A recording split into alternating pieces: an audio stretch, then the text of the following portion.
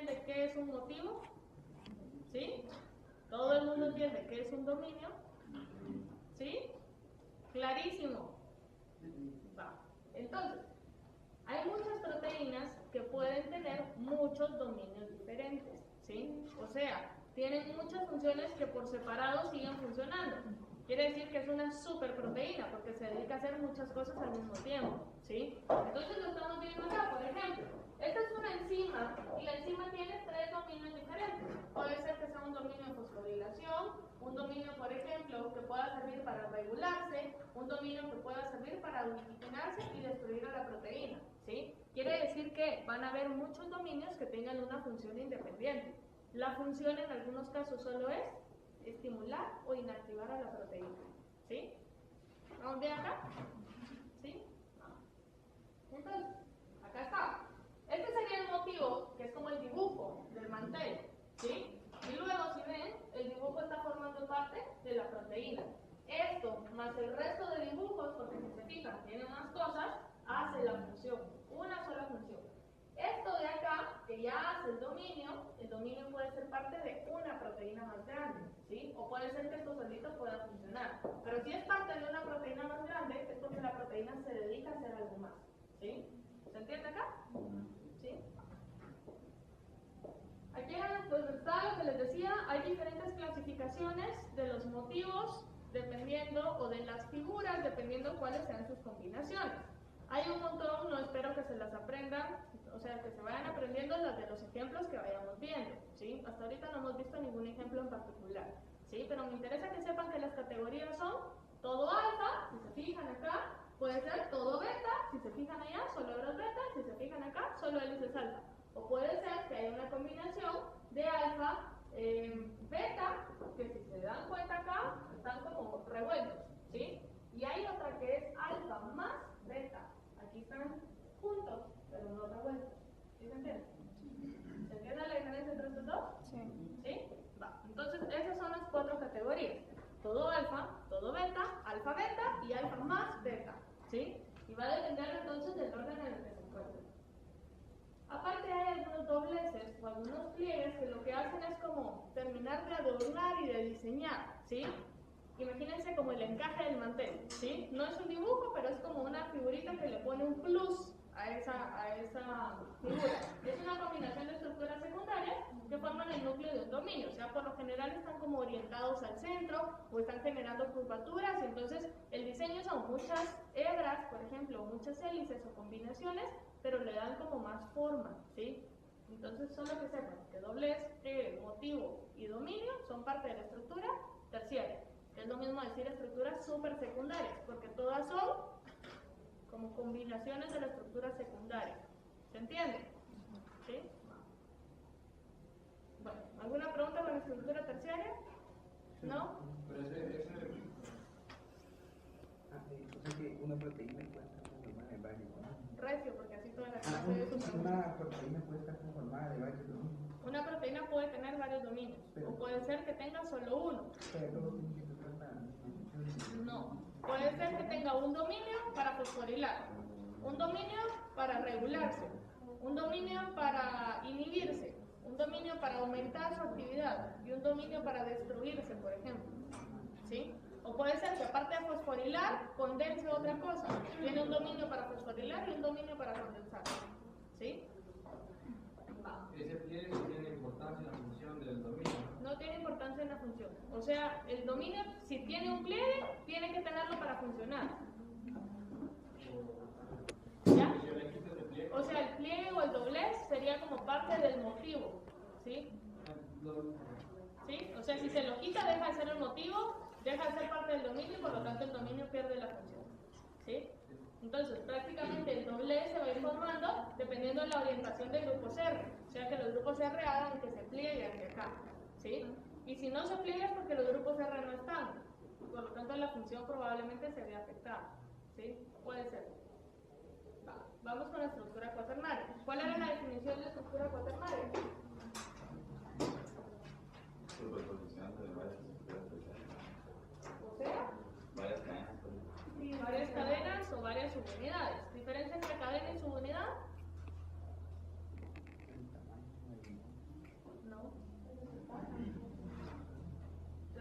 ¿por qué? Porque tienen enlaces no covalentes. Y las cadenas tienen enlaces covalentes. Y por eso no se separan tan fácil. ¿Sí? Va. Entonces, la estructura cuaternaria es un nivel adicional de organización. Si se recuerdan al principio de esta clase, mencionábamos que era un nivel de organización a veces no necesario, sino era como un lujo evolutivo, ¿sí? Se lo digo evolutivo porque quiere decir que si la proteína tiene una estructura cuaternaria, si pierde la cuaternaria, pierde la función, ¿sí? Pero hay proteínas más simples, más sencillas, que nunca adquirieron una estructura cuaternaria, se quedaron teniendo una terciaria nada más, ¿sí? Entonces acá se refiere a la organización y el ordenamiento de subunidades. A partir de ahorita, una subunidad se convierte en un oligómero. ¿Qué es un oligómero?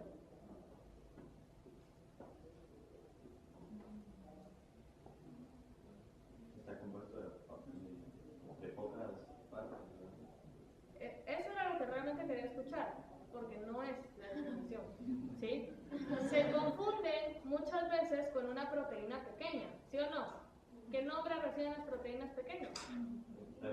Péptidos, ¿sí? Entonces acá podemos oír un oligopéptido, por ejemplo, un péptido chiquito, ¿sí? Pero un oligómero es una subunidad, ¿sí? Es una cadena aparte. Una subunidad o una cadena es un oligómero, que puede ser gigante, puede tener obligadamente más de 20 aminoácidos. Entonces se lo digo porque muchas veces el término se parece y por lo tanto se confunde, ¿sí? Creen que lo de oligo significa poco, y en este caso resulta poco, pero porque poco es una subunidad, ¿sí se entiende? ¿Sí? Pero una subunidad que puede tener miles de aminoácidos, ¿sí? Son varias unidades.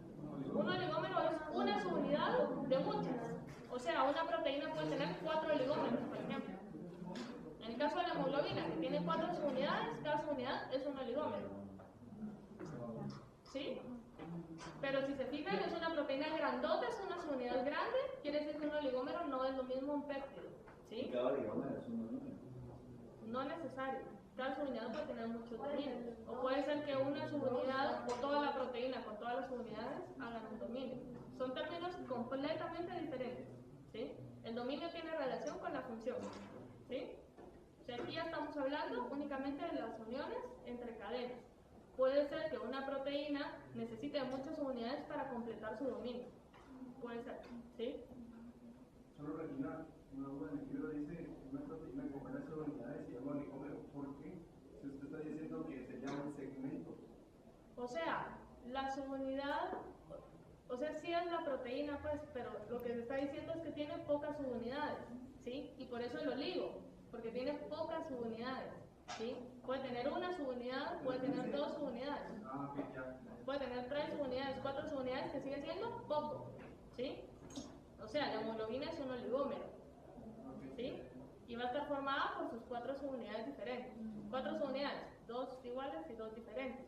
Pero entonces acá lo que quiero resaltar es que a veces en el lenguaje de bioquímica se dice, por ejemplo, el oligómero alfa o el oligómero beta, haciéndose referencia a la subunidad, ¿sí? Entonces, para que lo tengan en cuenta.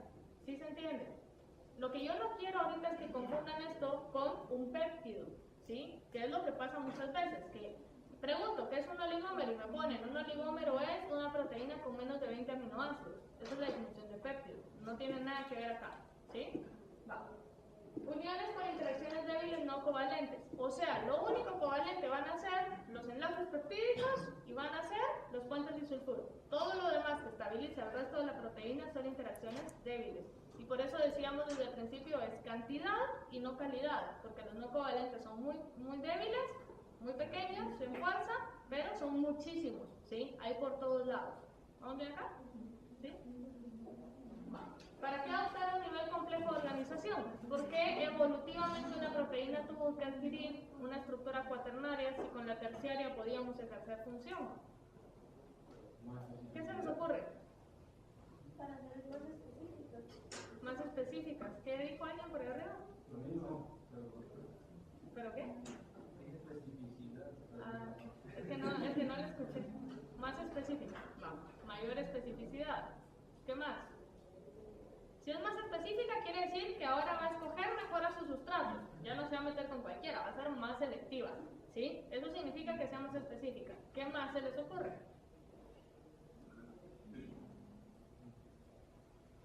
Mayor efectividad.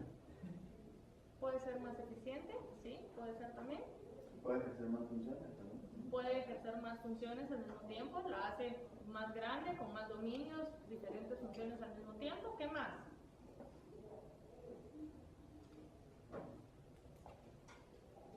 Piensen, ¿qué más? ¿Qué se les ocurre? Más estable. Puede ser más estable, puede alargar el tiempo de vida, ¿sí? Puede ser también. Entonces hay diferentes opciones. Primero, la estabilidad o mayor duración. Si tiene más subunidades, puede ser que en algunos casos la subunidad que se encarga de ser reconocida por el proteosoma se encuentre oculta, ¿sí? Puede ser. Entonces la proteína no va a ser degradada tan fácilmente. Puede formar nuevos sitios activos, o sea, puede tener más funciones, ¿sí? Puede servir para regulación. Esto, por ejemplo, puede ser que yo tenga un lugar en donde yo actúo y muchos lugares en donde a mí me regulan, ¿sí? Entonces ahora lo que yo estoy haciendo con esto es asegurarme que el proceso sea más eficiente, que la proteína funcione si tiene que funcionar y que la proteína se detenga si se tiene que detener, ¿sí?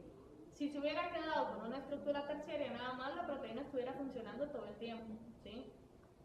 Y amplitud de funciones definidas, ¿sí? O sea, más sitios diferentes. En general, se va volviendo como más de lujo la proteína mientras más lugares tenga, ¿sí? Mientras más sustratos pueda agarrar, mientras más diferentes sitios tenga, mientras más conformaciones, va como que volviéndose más eficiente la proteína. Bueno, no, que porque cuando una proteína con estructura cuaternaria pierde, se naturaliza y pierde esta estructura porque pierde las funciones y la tercera, o sea, son los dominios y es una función. Por lo que le decía hace un rato, puede ser que la unión de varias subunidades forme el dominio. Pero porque al perder la cuaternaria, o sea, siguen quedando los Sí, dominios las y puede tener la cuaternas. función. Sí, pero puede ser que, por ejemplo, la integridad de los dominios como tal se pierda. Acuérdense que los dominios pueden actuar separados. Entonces puede ser que se desnaturalice, que un dominio siga funcionando, pero el que lo regula ya no lo puede regular porque ya no están juntos. Entonces al final la función total, si usted lo ve global de la proteína, la proteína tenía que ejercer su función, pero también debía de ser regulada, ¿sí? Por ejemplo. O puede ser que la vida media de la proteína debió haber sido de un mes, por ejemplo, y ahora esa parte que regula la estabilidad está separada, por lo tanto ahora la proteína dura una semana. Sigue ejerciendo el trabajo, pero no como debería, ¿sí? No está igual de capacitada que antes para hacerlo, entonces está perdiendo la función, ¿sí? Pero principalmente vamos a definir, esto está en la clase que era para hoy, o sea, la que vamos a ver después, vamos a definir desnaturalización como pérdida de estructura tridimensional. Y la tridimensional empieza de la terciaria hasta la cuaternaria, ¿sí? En algunos libros se define como desnaturalización como pérdida de la estructura terciaria, ¿sí? Pero entonces porque de la terciaria para abajo ya no queda nada más, ¿sí? Pero es lo que le digo, o sea, si al final usted tiene una proteína que está especializada para ejercer todo el trabajo, si empieza a perder partes de ese trabajo, se empieza a volver más deficiente, ¿sí? Y si es más deficiente es que está perdiendo la función, ¿sí? No sería también porque muchas proteínas no se plegaron solas, sino que las plegó otra enzima. Cuando está otra enzima para ser plegada, si le cambia la naturalización, va a empezar a deshacer. Luego va a volver a tener una temperatura adecuada, pero se va a quedar grabada en otro estado. Eso pasa, y eso es cierto, pero no tiene relación con ¿cuál es su nombre? Perdón, ya le había preguntado. Alejandro. Pero no tiene relación con lo que Alejandro me preguntó, porque Alejandro me preguntó que si una cuaternaria, si la terciaria es la que ejerce la función, ¿por qué una pérdida de la cuaternaria me va a desnaturalizar la proteína? ¿Sí? O sea, si la tengo plegada acá y la tengo con otra subunidad, ¿por qué separar esas subunidades va a hacer que yo pierda la función? En el caso de la hemoglobina, que tal vez es lo más fácil de entender, usted tiene el grupo hemo entre las alfa y las beta, ¿sí? Quiere decir que si pierde la cuaternaria, quiere decir que alfa y beta se separaron. ¿Qué pasó con el grupo hemo? Quedó libre. La Pero, función o ya no sea, se puede a lo que hacer. me refiero es que los dominios, por ejemplo, si un dominio, la función es hidroxilar, la va a seguir teniendo. O sea, al perder la Siempre y cuando cuaternaria. tenga la terciaria, sí. Ajá, por eso. Ajá. Pero no va a ejercer la proteína, o sea, en conjunto, obviamente no, pero cada Pero va a subunidad seguir va a tener su hidroxilando. función de usar los dominios. Sí. Vamos a ver la naturalización en un rato, ¿sí? No se me confundan. confunda con eso todavía. ¿Alguien más levantó la mano por acá? ¿Ya no? Va. Esto que tenemos acá realmente solo es para que ustedes vean, es una misma proteína, una misma subunidad, por ejemplo, ejemplificada de muchas formas distintas. Por lo general los libros escogen uno de los 3 modelos para ir enseñando la proteína según lo que se quiera resaltar. Si se fijan en esta, no podemos diferenciar absolutamente nada más que tiene algo amarillo acá, algo que la hace diferente, pero no podemos ver cómo ese amarillo interactúa con lo demás. Quiere decir que este, que es el modelo de esferas, me sirve a mí únicamente para entender a la proteína como un total, cómo se ve de afuera, ¿sí? Este, que es el modelo de listones, me sirve a mí para entender en base a la estructura secundaria cómo está plegada, ¿sí? Aquí yo ya estoy viendo mejores plegamientos. Acá no tengo ni idea de qué es. No sé si son hélices alfa, no sé si son hebras beta, ¿sí? En cambio acá puedo verlo, y si se fijan, el sitio activo o el sitio en donde se ejerce la función de la proteína está señalado de una forma un poco más específica, ¿sí? Y esto que tenemos acá es la combinación de los 2 modelos, del de listones y el de esferas. ¿Por qué? ¿Qué es lo que está señalando acá? Bueno, cómo está compuesta la proteína, pero cómo se compone a nivel del sitio activo, que sería esta parte de acá, ¿sí? Ya un poco más a detalle para que podamos ver, por ejemplo, cuál es el espacio para que ingrese el sustrato y ese tipo de cosas, ¿sí? Por lo general nos vamos a enfocar en usar este diseño, porque es como el más limpio, donde se puede entender más, es el que usa la mayoría de libros, ¿sí? Bueno, ¿alguna pregunta hasta acá? ¿No? Entonces ahora sí vamos a pasar a ver cómo se pliegan las proteínas y cómo esto puede ir generando algunas desnaturalizaciones.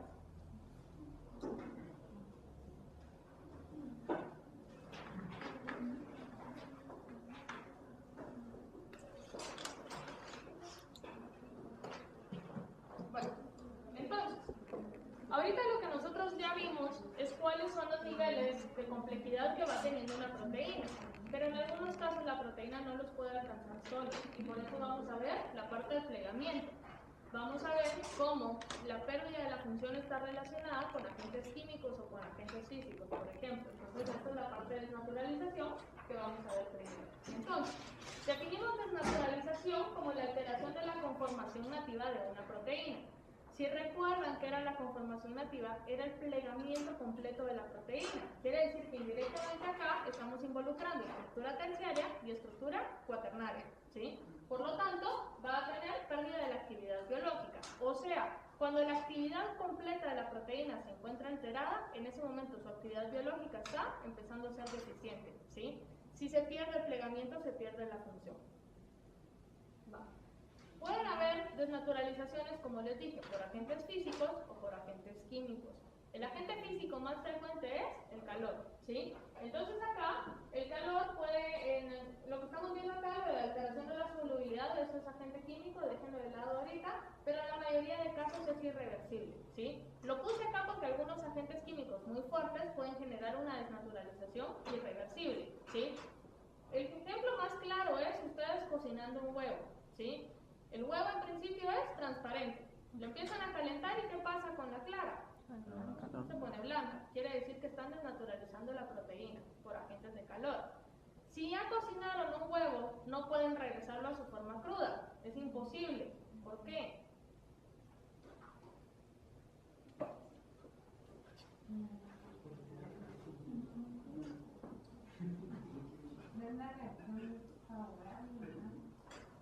No es favorable. ¿Qué pasa cuando ustedes someten a una molécula cualquiera a calor? Se descompone. ¿Qué es lo que se descompone?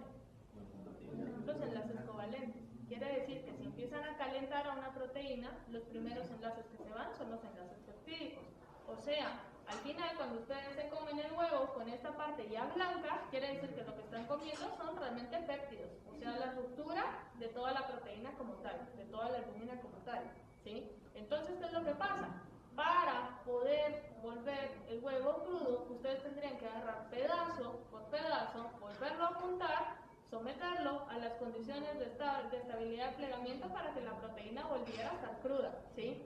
Obviamente es algo imposible, ¿sí? Estaríamos hablando de síntesis de proteínas y ya vimos que una de 100 aminoácidos nos tardan días y ni siquiera nos queda igual. O sea, tratando de regresar un huevo cocido a un huevo crudo, pasarían tal vez toda o más de sus vidas, ¿sí? Entonces, Lo que pasa, en general, es que se rompen enlaces covalentes, ¿sí? Lo mismo puede pasar con agentes químicos que sean químicos muy fuertes. Rompen los enlaces covalentes y por lo tanto la desnaturalización es irreversible. Eso es lo que necesito que sepan ahorita, que una desnaturalización es irreversible cuando hay ruptura de enlaces covalentes. Si los enlaces covalentes no se rompen, la desnaturalización puede ser reversible, ¿sí?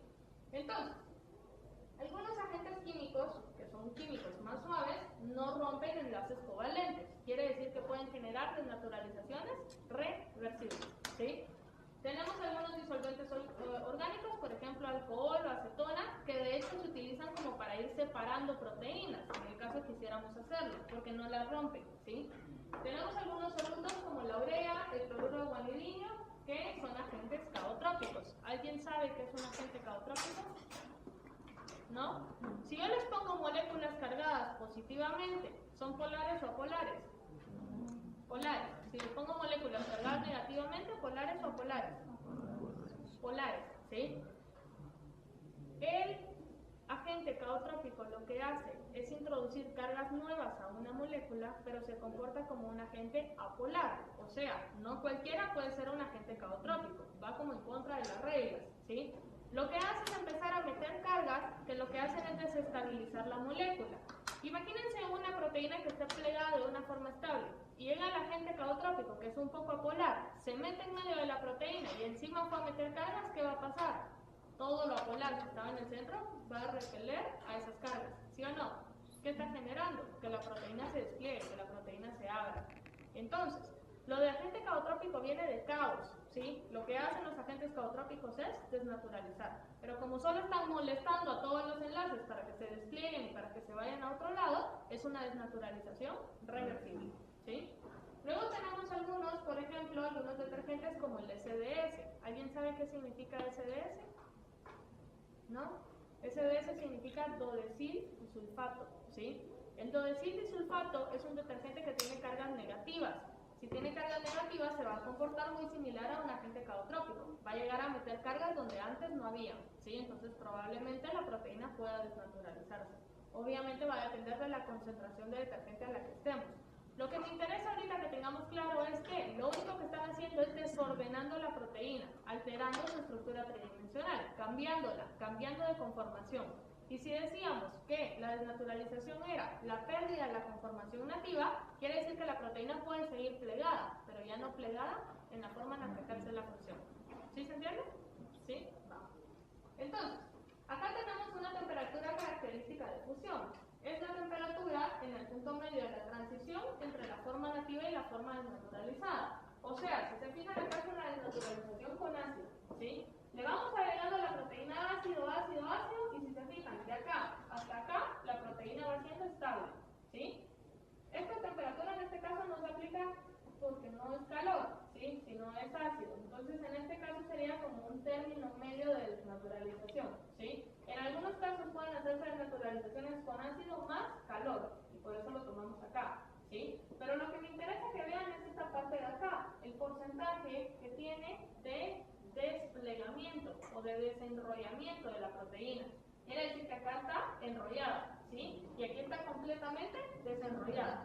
Entonces, a la mitad, nosotros vamos a calcular a qué concentración de ácido, por ejemplo, yo alcanzo la mitad de la proteína desplegada. ¿Para qué me sirve esto? Me sirve para darme una idea más o menos de cuál es la estabilidad de la proteína. Porque yo acá puedo decir la proteína aguanta condiciones ácidas hasta acá, ¿sí? ¿Se recuerdan que en algún momento hablamos de un ejemplo de diabetes y con la acidosis de los cuerpos cetónicos decíamos, mientras más aguante la proteína esos cambios de pH, la proteína va a ser más estable, ¿sí? La estabilidad la definíamos como la duración o el aguante que tenía la proteína para poder mantener su integridad, ¿sí? Entonces acá la proteína puede permanecer intacta hasta que tiene lugar una pérdida brusca y eso es un proceso cooperativo, o sea, se va desarrollando poco a poco, pero todavía puede funcionar, ¿sí? Hasta que llega un punto donde deja de funcionar por completo y ahí es donde alcanzamos nosotros el 100%, ¿sí? La proteína ya está completamente desplegada, ya no hace absolutamente nada de función. Entonces la línea recta que ustedes están viendo hacia acá sería cómo la proteína va perdiendo la función. Ahora vamos a ver cómo se pliegan las proteínas, ¿sí? En algunos casos, nosotros vamos a decir que si tenemos el montón de conformaciones, a ustedes les puse el ejemplo del lazo. No. Supongamos que yo les doy un pedazo de lazo a cada uno, del mismo tamaño, y les digo, plieguenlo. ¿Cuántas formas diferentes de plegamiento vamos a tener?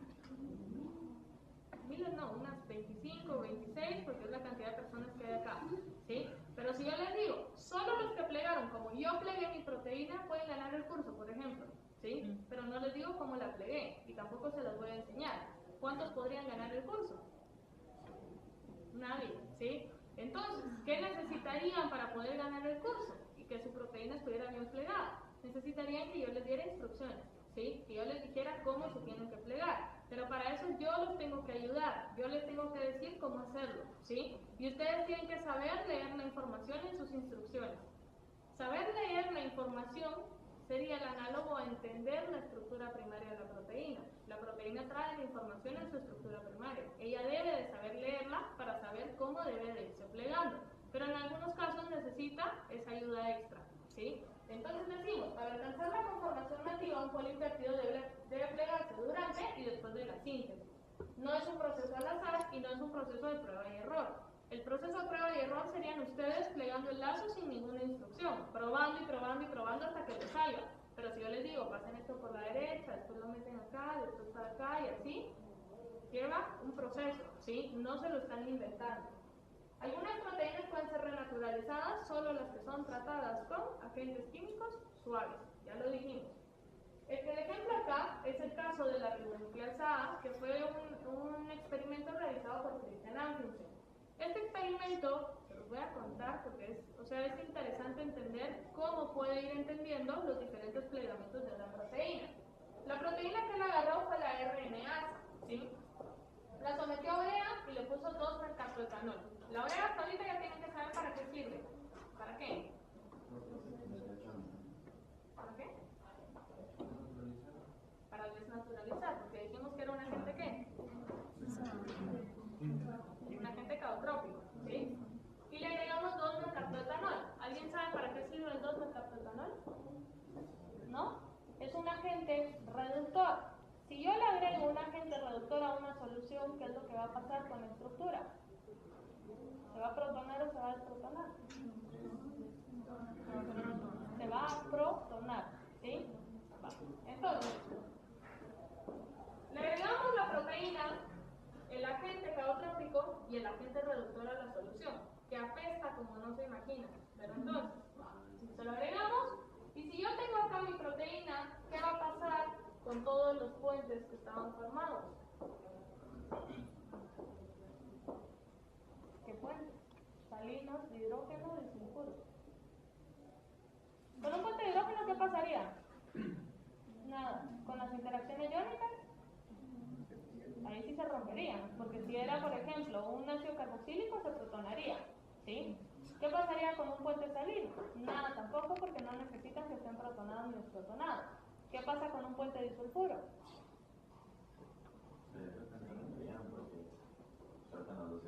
Se abrirían, ¿sí? Entonces, eso es lo que necesito que tengan claro ahorita. Decíamos que un puente disulfuro era un enlace covalente entre dos cisteínas, ¿sí? Entonces, yo tengo mi cisteína y sabemos que la cisteína tiene un glucotiol, ¿sí?